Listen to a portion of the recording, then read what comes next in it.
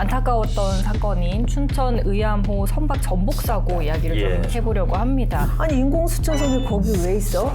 뭐야 도대체? 경찰에 따르면은 가장 확실한 근거는 휴대폰이래요. 우리는 문자로 출동하지 말아라, 뭐 이렇게 다 지시했다는 걸 제출했다라고 일관성 있게 주장을 하고 있거든요. 과연 이게 춘천시 잘못이냐, 업체의 잘못이냐를 가려서 배상금이라든지 그 관리 책임이라든지 남은 유족 상황 얘기를 하면서 남은 건 법정 싸움이다. 유족분들은 상당히 그래도 춘천시의 우호적인 입장이시더라고요. 이렇게 연결식은 거기 제가 태어나서 처음 가봤는데요. 있을 곳이 안 된다.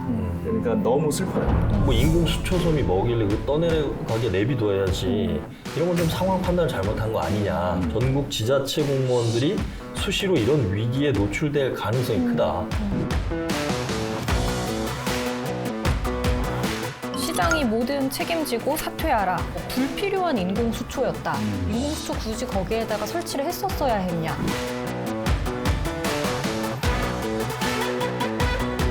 업체가 준공 피를 받지를 못했기 때문에 업체의 관리 책임이 있다. 거의 다 완료가 된 상태이기 때문에 춘천시의 관리 책임이 있다.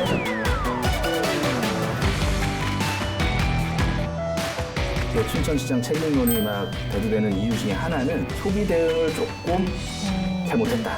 책임 회피를 하는구나라는 쪽으로 그러지 말았어야 된다.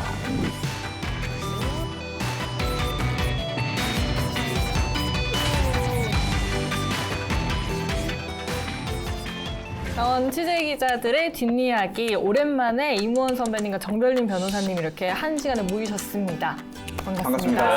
네네네. 그동안 잘 지내셨는지 또 근황 얘기를 해주실까요? 네, 근데 또 이무원 기자님하고는 또 법조 기자님이셔서 네. 또 이제 우리 강원 기자회견 이외에도 또 그냥 가끔 전화 통화하고 또 네네네. 안부 묻는 사이라서 잘 지내셨던 건 알고 있어요.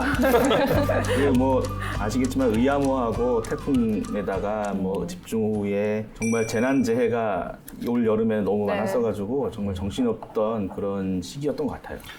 그러니까 이런 것들이 우리 실생활에 얼마나 그 영향을 미치는지에 대해서도 계속적으로 뭐 이런 사건 사고들 또 그런 류의 어떤 사회 현상들이 빈번해질 것 같아요. 네. 그래서 더욱더 좀 뭐 우리가 이 기자회견에서 그런 주제들에 대해서 좀 더 다각도로 좀 바라봐야 되지 않을까 뭐 그런 생각도 좀 듭니다. 네, 그래서 이번 시간에는 도내 사건, 사고 얘기를 좀 해볼까 하는데 가장 먼저 좀 안타까웠던 사건인 춘천 의암호 선박 전복 사고 이야기를 좀 해보려고 합니다. 당시에 뭐 저희 비롯해서 거의 모든 언론사가 현장에 갔었잖아요. 지금 현장 가셨을 때 좀 분위기 어땠는지 말씀해 주실까요? 그러니까 사실은 저희도 이제 그 당시에 이제 12시쯤에 이제 강원일보 속보, 연합뉴스 속보들이 이제 그때 뜨기 시작했는데 저희도 이제 재난 문자를 받고 현장에 출동을 했죠. 이날이 이제 목요일이었는데 춘천 취재팀 우리 뭐 취재 요정이 또 현장으로 바로 달려가고 그 와중에 또 우리 한재영 기자는 난뉴스에 바로 일보를 이제 저희가 이제 보도를 했었죠. 그래서 그때 뭐 사실은 상황 파악도 제대로 안 돼 있었고 그다음에 왜 의암호에서 선박이 전복이 됐을까 이런 거에 대한 의문점 뭐 하나도 전달된 게 없기 때문에 다급하게 갔는데 뭐 참 안타깝게 인명이 여럿이 그 당시에 이제 실종이 됐다가 나중에 이제 숨진 채 발견된 분들도 계시고 그날 바로 현장에서 다행히 조금 빠져나오셨던 분들도 있고 뭐 이런 좀 상황이었던 것 같아요. 네, 뭐 저희 취재 기자들도 그렇지만 보도를 봤던 춘천 시민분들도 되게 많이 안타까워하셨잖아요. 좀 분노하기도 했는데 변호사님은 보고 어떠셨어요? 근데 저는 일단 선박이 전복이 됐다라는 이제 속보만 짧게 보고 먼저 세월호 딱 생각이 나더라고요. 이제 물론 뭐 배 차이는 있겠지만 세월호 때 그때 느꼈던 이제 충격과 뭐 공포 뭐 그런 것들이 또 다시 살아나서 굉장히 좀 불안한 마음으로 계속 언론 보도를 주시를 했는데 사실 언론 보도 보면서 저는 인공수초섬이 거기에 있다는 게 그걸 처음 알았어요. 그러니까 그게 뭐 하는 건지도 모르고 아니 인공수초섬이 거기 왜 있어? 근데 인공수초섬을 거기 왜 만들지? 뭐야 도대체? 이제 이렇게 하다 보니까 이제 뭐 수질 정화도 하고 이제 경관 좋게 하려고 또 하트 모양으로 만들었다고 하는데 저는 춘천시 로고가 하트 모양인지도 처음 이 사건을 통해서 알게 됐고 그래서 되게 의문점이 많았어요. 이게 그 말씀하신 것처럼 인공수초섬이 도대체 뭐길래 그거를 떠내려가게 하는 걸 막으려고 그렇게까지 애를 쓰나가 일단 네. 기본적인 의문이었죠. 네. 초창기에는. 그래서 이제 정 총리도 오셔가지고 하는 말씀이 도대체 이게 뭐길래 이걸 막으려고 네. 사람을 그렇게 희생을 하게 하냐고 좀 나무라기도 했죠.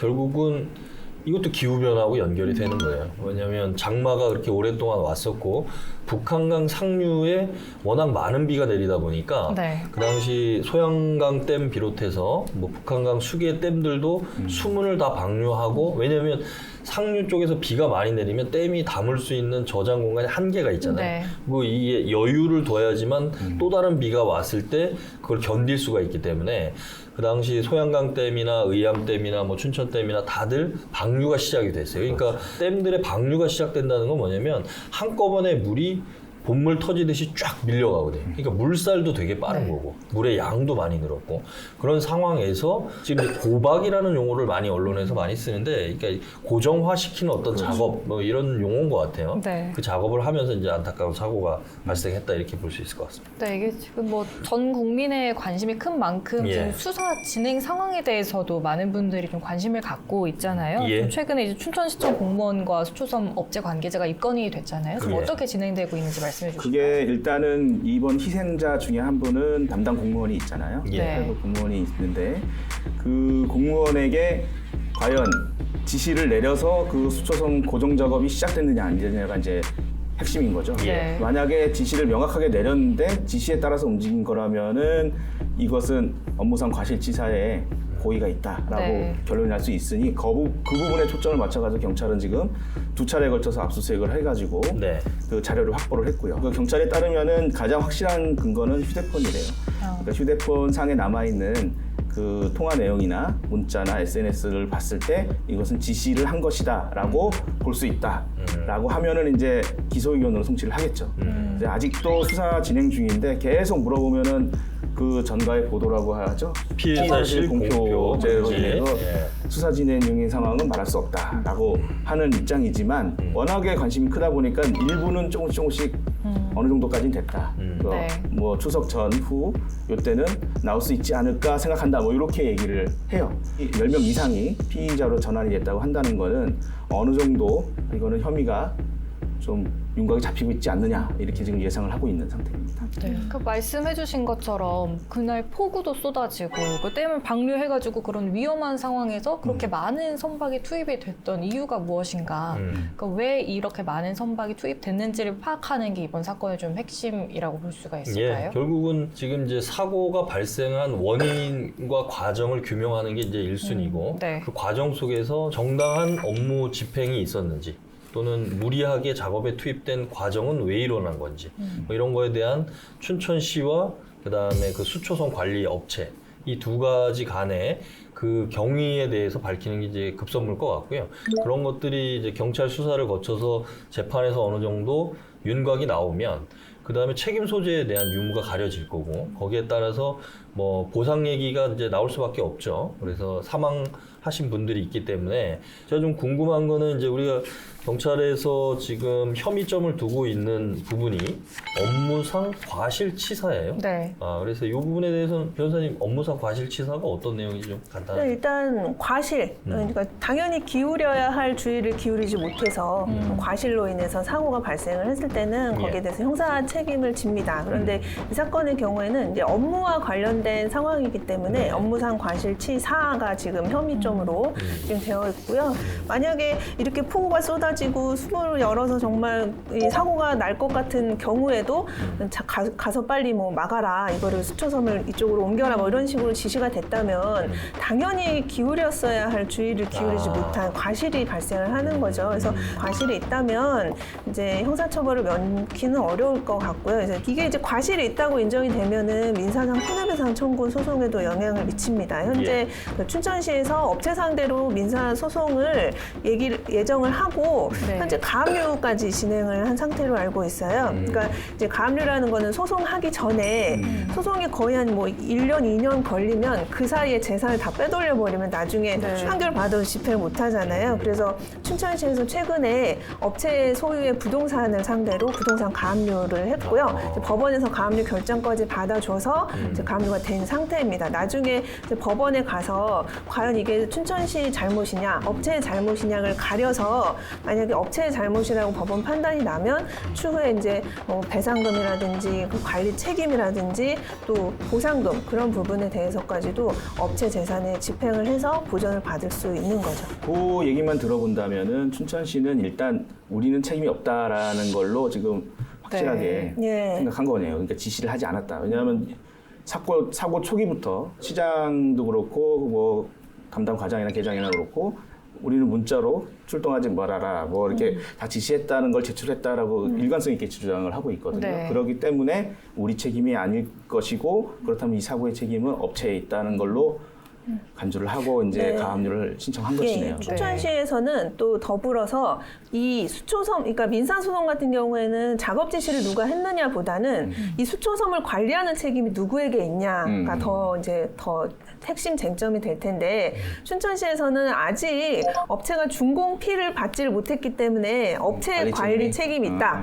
또 이제 업체에서는 이미 95% 이제 비용에 대해서 보전을 받았고 거의 다 완료가 된 상태이기 때문에 춘천시의 관리 책임이 있다. 그래서 이 관리 책임이 누구에게 있느냐에 따라서 민사상 손해배상 청구 소송에서 이제 승패가 갈릴 텐데 이 배상금 자체도 지금 춘천시에서 잠정적으로 청구한 금액만 한 11억 정도 되거든요. 네네. 아마 이제 훨씬 그 수준을 상회를 하겠죠. 이번 사건으로 또 경찰관 한 분이 희생되셨잖아요. 그 선배님께서는 또 연결식에도 다녀오셨죠. 좀 그때 분위기 좀 어땠나요? 그 연결식은 거기 제가 태어나서 처음 가봤는데요. 뭐 취재차 가라고 해서 갔지만은 있을 곳이 안 된다. 그러니까 너무 슬퍼요. 그러니까 뭐 우리도 이제 아는 사람들 누구의 이제 장례식장이나 이렇게 가면 그 사람의 삶에 대해서 다시 아는 사람 뭐 어땠다 하면서 이제 슬플 때가 많은데 이거는 공식적으로 그 사람의 삶을 다 조명을 하거든요. 그냥 임무를 성실하게 했을 뿐인데 사고가 나서 소중한 생명을 잃었고 그 남은 유족의 그 슬픔은 그 취재차 같지만 접근할 수도 없어요. 네. 그러니까 그냥 같이 그냥 자리에 있을 뿐이고 그거를 이렇게 기사로 전달을 하는 게 이제 소임이니까 하나하나 다 보면서 그때 분위기가 어땠고 이렇게 남기는 그런 역할을 했었고요.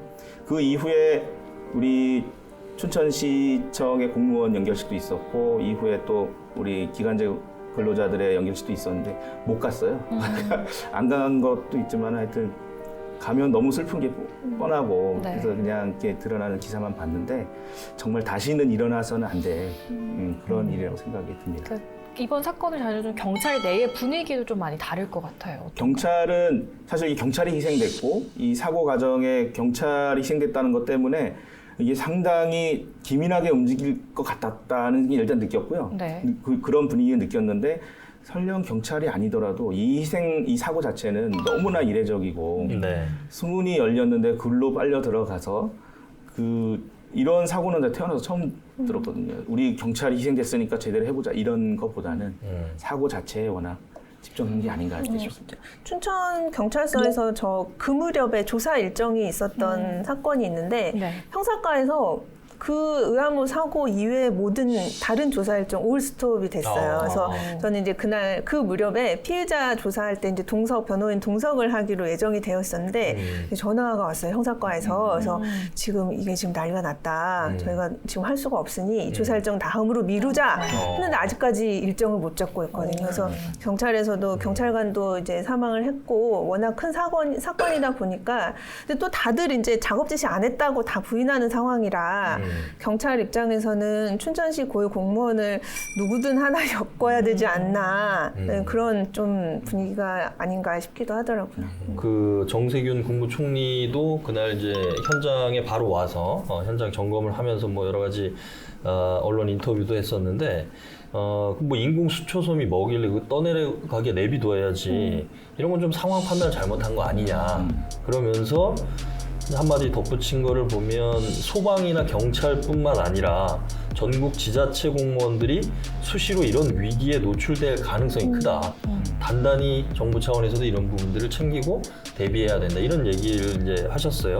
결국은 인명 피해가 발생하게 된 총체적인 어떤 컨트롤 타워가 없었던 부분들. 네. 그러니까 누군가가 책임을 갖고 이런 상황에 총괄적으로 관리를 했어야 되는데 그 부분이 부족해서 결국은 이런 대형 인명사고로 이어진 것 아닌가 이렇게 좀 봐야 될 것 같아요.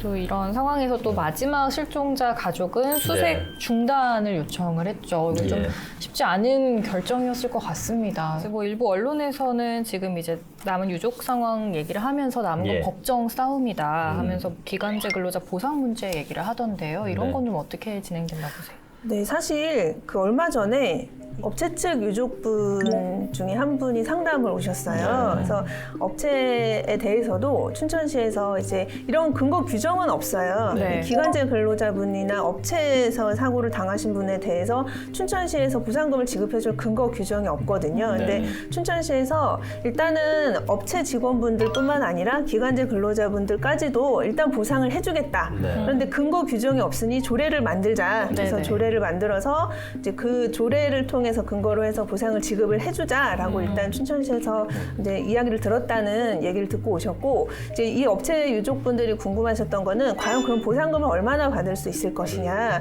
본인들은 모르거든요. 얼마를 요구해야 될지, 우리가 얼마를 요구하는 게 정당한 것인지 모르셔서 제가 이제 그 근거에는 대략적인 근거는 알려드려서 이제 돌아가셨는데, 업체부 유족분들은 상당히 그래도 춘천시의 우호적인 입장이시더라고요. 네. 이렇게 보상 안 해준다, 내 책임 아니다 이렇게 발뺌하는 상황이 아니기 때문에 춘천시에서도 지금 할 도리 다 하고 있고 실종자 찾기 위해서 최대한 노력하고 있는 거 알고 어쩔 수 없는 불의의 사고임을 다 알고 있다. 그래서 춘천시에 상당히 우호적인 입장을 가지고 오셨고 춘천시에서 보상 다 해주기로 했다. 이렇게 말씀. 또 지금 이것과 관련해가지고 이번 춘천시청과 수초섭 업체 관계자 입건과 관련된 강원일보 기사 댓글들을 좀 가져와 봤습니다. 시장이 모든 책임지고 사퇴하라. 뭐 경찰 수사 중이라도 언론에 자세히 공개하면서 해라. 무슨 비밀도 아니고.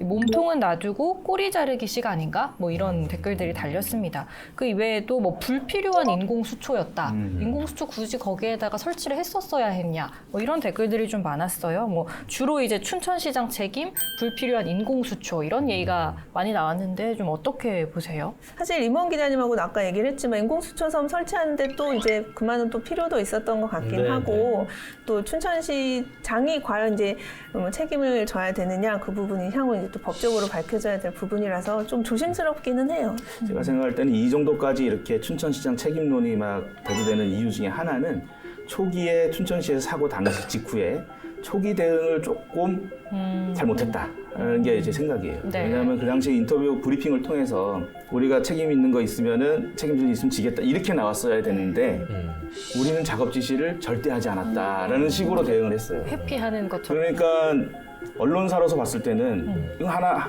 던져준 거예요, 말하자면. 응? 책임 회피를 하는구나라는 쪽으로. 그러지 말았어야 된다는 거. 우리는 지시를 하지 않았다라는 거를 그냥 알려주려고 한 거였는데 그 사고 희생자들의 입장에서는 알아서 그냥 혼자 사고 당한 거냐 이렇게 이제 불만이 쌓이게 된 거죠. 그러다 보니까 여론도 계속 악화된 게 아닌가 싶습니다. 그러니까 이제 말씀하신 것처럼 춘천시장 입장에서는 지금까지 확인된 내용들을 시민들에게 상세하게 전달하겠다 이런 의도를 가지고 그렇죠. 있었을 그런 거예요. 의도였죠. 그리고 분명히 자기들이 확인한 바로는 뭐 그런 과정이 있었을 거고. 근데 그 부분 그렇다 하더라도 일단은 큰 사고가 났고 거기에 대해서 뭔가 춘천시가 적극적으로 대처하는 모습들을 그런 태도와 그런 단어를 썼다면 조금 다른 반응이 있었지 않았을까 뭐 이런 생각을 좀 해봅니다. 네. 오늘 뭐 춘천 의암호 사건이나 돈의 크고 작은 사건 사고 얘기를 해봤는데요. 오늘 얘기한 걸 뭐 한 줄 평으로 좀 정리를 해볼까요? 네. 네. 안전엔 왕도가 없다. 네네. 안전엔 왕도가 없다. 그렇죠. 사람이 먼저다. 뭐 이런 단어들이 있잖아요. 현장에서 가장 먼저 판단해야 될 것은 사람이 아닌가. 그래서 저는 너무 당연한 말인데 뭐 절대 잊지 않겠습니다. 라는 거를 한 줄 평으로. 좋은 의도로 했던 잘못된 판단이 좀 큰 불상사를 초래했다. 아, 좋은 의도가 항상 좋은 판단으로 이어지는 건 아니다. 네. 네. 그렇죠. 그것도 제가 한 걸로. 시원하게 할 말은 하자. 강원도 열혈 기자들이여 눈치 보지 말고 강원 기자회견으로 모이세요.